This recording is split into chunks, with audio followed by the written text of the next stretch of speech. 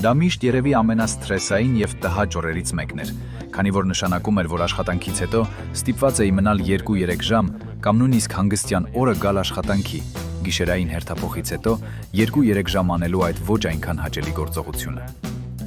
Մարդկային սխալները միշտ էլ առկա են եղել, օրինակ կրկնակի հաշվարկը։ Հաշվելիս կարող էինք որևէ խմիչք գրանցել 2 անգամ, քանի որ չէինք նկատել, որ մեկ ուրիշն արդեն արել է։ Քանի որ յուրաքանչյուր խմիչք լցնում էինք չափման տարայի մեջ, ապա հետ լցնում անխուսափելիորեն լինում էին կորուստներ, որոնք վերածվում էին տնտեսական ծախսերի բառի, բաժնի եւ ամբողջ ռեստորանի համար։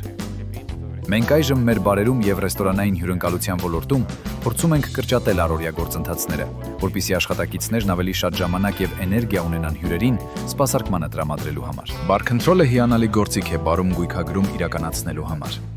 Այն մեզ շատ է օգնում։ Եթե խոսքը մարդկային ռեսուրսների մասին է, այն օգնում է խնայել մեր աշխատակիցների ժամանակը։ Նաև թույլ է տալիս ռեստորանին խնայել այդ աշխատակիցների աշխատանքային ժամերը, եթե նայենք վարձատրության տեսանկյունից։ Ամենակարևորը, այլևս հարկ չկա կանչել ողջ անձնակազմին։ Գույքագրումը կարելի է իրականացնել միայն տվյալ հերթափոխի կազմով։